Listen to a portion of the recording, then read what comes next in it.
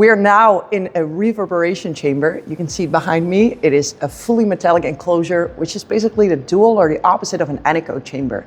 And instead of an anechoic chamber where the walls absorb everything, here the walls reflect everything. And we can use that to our advantage because that means that all of the information we need from our device under test stays inside of the chamber. And we can use software and algorithms to extract that information about how your DET is behaving and performing. So let's go inside and I'll tell you how it works. All right, so we are now inside of the chamber. You can already hear from the way I speak that there's a lot of reflections going on acoustically, but this also happens electromagnetically. Now, as you can imagine, we get inside of this metallic enclosure, if we excite it with an antenna and with a wave, we get very high levels of constructive and destructive interference. So that means if I have my antenna at this position, I will measure a high field strength, and at this position, a very low field strength. Now that's not so useful because that means if I move my antenna just a little bit, I get a completely different result. And that is where these structures come in, these so-called mode stirring mechanisms. When we move those just by turning them, we completely change the mode distribution in the chamber. So where we first had a constructive interference, we now have a destructive interference. When we move it again, it changes and it's somewhere in the middle. Then what we can do is we get this behavior, or we start to visualize this seemingly random behavior. And when things are seemingly random, we can apply statistics to it. And the most simple way of applying statistics is just by taking the mean. If we simply take the mean of the power, you'll be able to see that the distribution in the chamber is everywhere the same. So it doesn't matter where we place it, on average, the chamber behaves exactly the same. And that is why it is independent of antenna alignment, why we don't need to be in the far field. And what we in the end can do with that is that we can use it to test power-based metrics.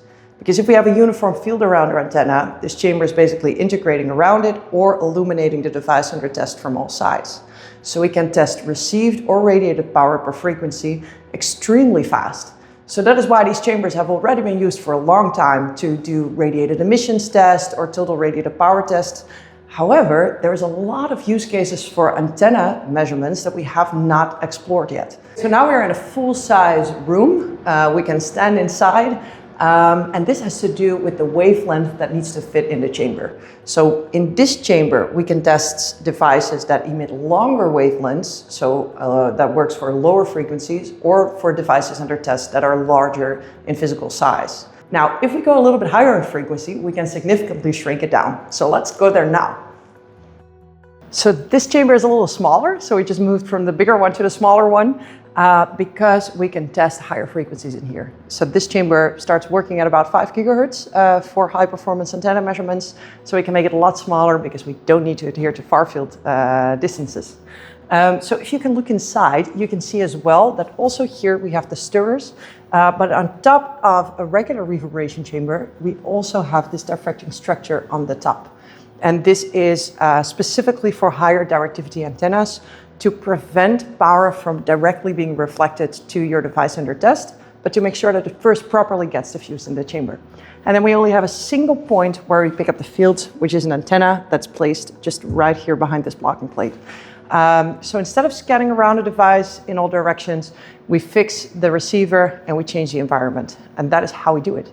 Now, it's not only simple power-based metrics, such as total radiated power or power spectral density that we do. By the way, we can do those pretty fast. We can do TRP in 40 microseconds for our radar. But we can also use it to do different types of measurements, such as noise figure, antenna efficiency, or even waveform analysis for pulsed radars and FMCW radars.